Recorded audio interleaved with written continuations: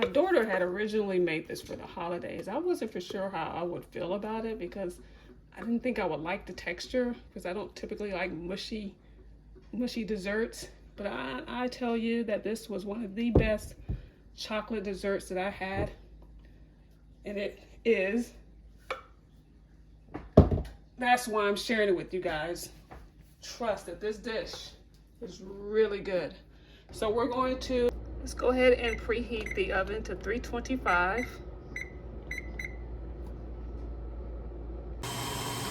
Melt the 2 sticks of unsalted butter over low heat. Let the butter set aside once it's melted to allow it to cool. We're going to beat 4 extra large eggs with 2 cups of sugar.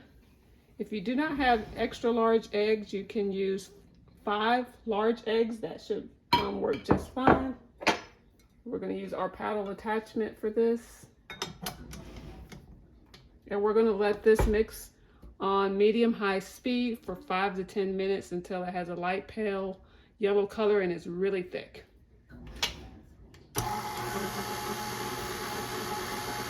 I'm just letting it mix together first and then I'm going to turn it to speed.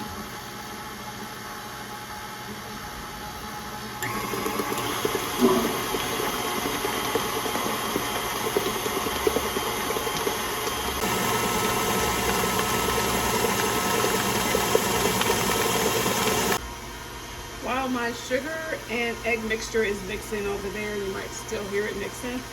We're going to go ahead and combine the cocoa with the flour. Now for the cocoa, you'll require 3/4 cups of cocoa powder. I like to use 2 different kinds. I use a 1/4 cup of the Dutch processed cocoa, and I use 1/2 cup of the Hershey's cocoa. I like to use a combination of both. This is more like has like a dark chocolate taste to me, so I like to combine both of these when making, even when I'm making chocolate cakes. I like to use a combination of both the dark chocolate, the Dutch processed cocoa, which is more of a dark chocolate, and the just a regular, I guess, unsweetened cocoa. So that's a 1/4 cup of that. If you don't have the Dutch process, you can use a 1/4 cup of all the cocoa.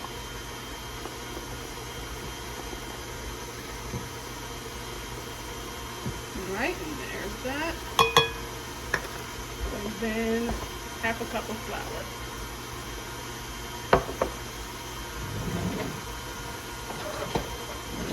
And I'm just going to whisk these to combine.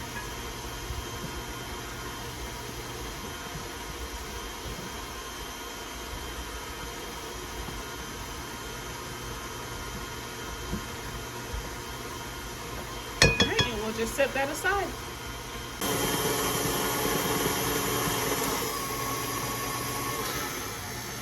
So it's been 10 minutes, and as you can see, this has a nice pale color. It has thickened up quite a bit.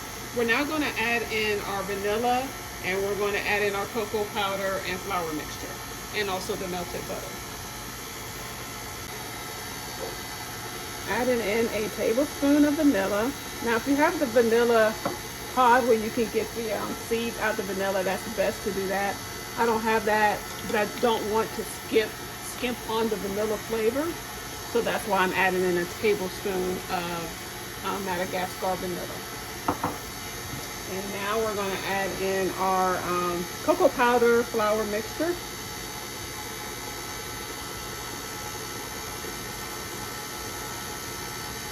Turn that down a bit. There we go.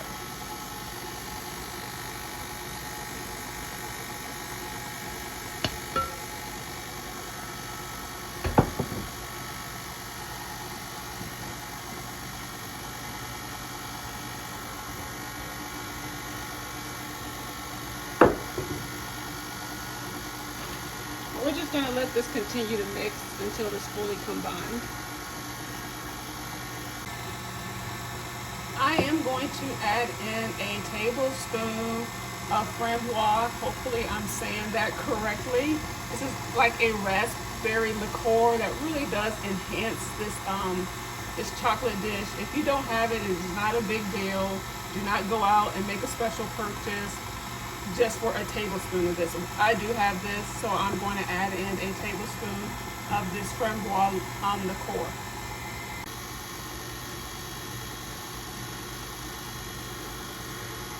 You guys, this liqueur smells so good too.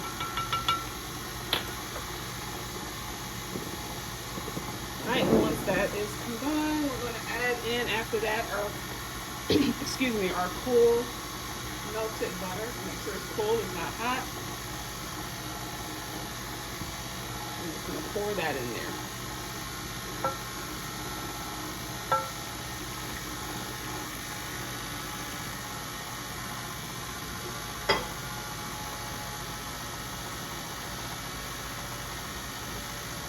Turn that back up a bit.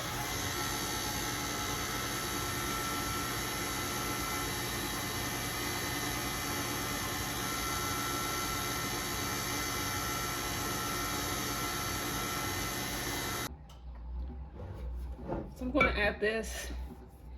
You want to add this into a 9 by 12 baking dish. This is a little smaller. I wanted to use this one because it has that oval shape. The other ones that I have, they're square shaped, and I just thought it would be prettier in this.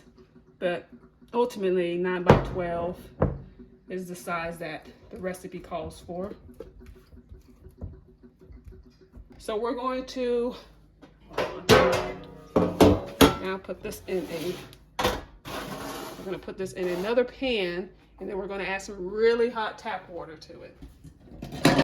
So we want to fill the pan up to where it reaches about halfway up this baking dish. I'm pretty certain I'm gonna need a little bit more tap water.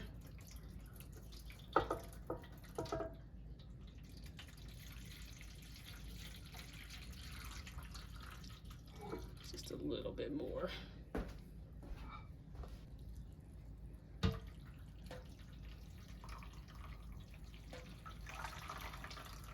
Okay, here we go. Yeah, we want this to reach about halfway up this baking dish. So then we're gonna let this cook again in a oven that is preheated, 325. We're gonna let it cook for an hour. And then we're going to take it out. I will be back.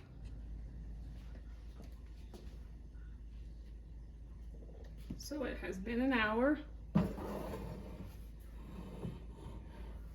And my brownie pudding is done. We're going to allow this to cool. I'm gonna let it sit in the water just for a few more minutes, and then after that, I'm gonna take it out of the water. Just wanted to add that I'm going to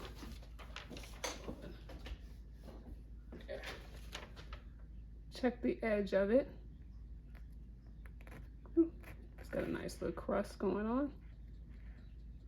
And see, it's about 3/4 done, which is what we want to see.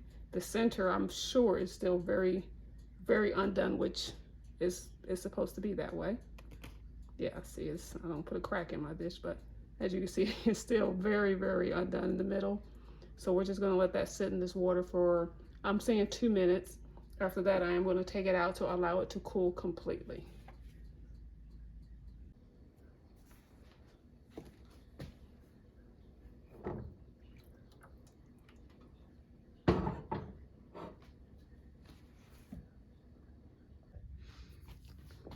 My daughter's been sitting here begging for this chocolate, I won't call it a chocolate pudding, a chocolate brownie, but it's definitely got a nice crust on the top, and it's got that ooey gooey in the middle. Put it right here.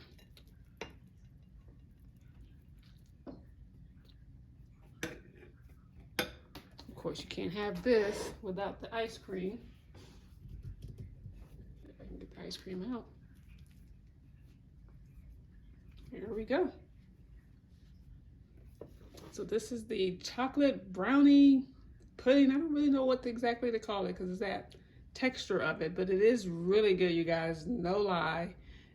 Try this for Valentine's Day. I think your partner, your family will love this. You will love it. So who better to serve than yourself? Sorry, you guys, my ice cream scoop just hit the floor. But anyways, thanks so much for joining me on Hugged by Grandma. Give this video a thumbs up if you're going to give this a try, and subscribe for more content like this. Thanks so much.